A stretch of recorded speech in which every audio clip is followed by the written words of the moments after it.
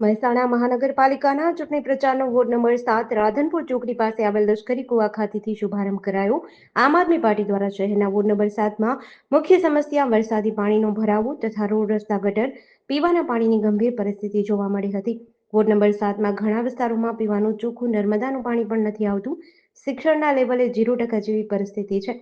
100 બાળકોમાંથી માત્ર 10 બાળકો જ શિક્ષણ લઈ રહ્યા છે। મહિલાઓને શૌચાલયની સુવિધાથી વંચિત હોવાથી બહાર ખુલ્લામાં તાડપત્રીની આડમાં સ્નાન તથા શૌચાલયમાં જવાની ફરજ પડે છે। અહીંયા જીવના જોખમે લોકો રહી રહ્યા છે।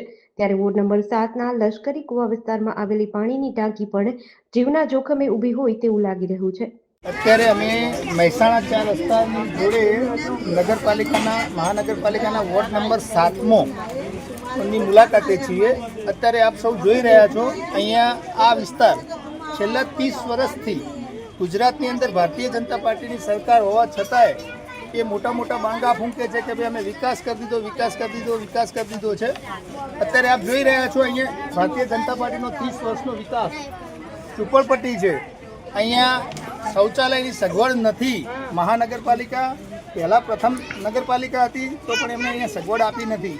શૌચાલય નથી। અહીંયા જે ઓવરહેડ ટાંકી છે જે દેખાય છે આપને, ત્યાં એમનો લીકેજનો પ્રોબ્લેમ છે। એમને વારંવાર રજૂઆતો કરી હોવા છતાંય એનું નિરાકરણ નથી આવ્યું। અહીંયા છોકરાઓ છે, એમના માટે શિક્ષણ વ્યવસ્થા કોઈ છે નહીં। આપ જોઈ શકો છો। આપ જરાક કેમેરામેન પ્લીઝ આપ બતાવશો જરાક કેવી પરિસ્થિતિ વચ્ચે જનતા જીવન જીવી રહી છે। આમની મુસીબતો સાંભળવા આજ સુધી ના તો સરકાર કે ના તો કોઈ પ્રશાસન અહીંયા આવ્યું છે। જેડીસી ન્યૂઝ સાથે ભાવિન ભાવસાર, મહેસાણા।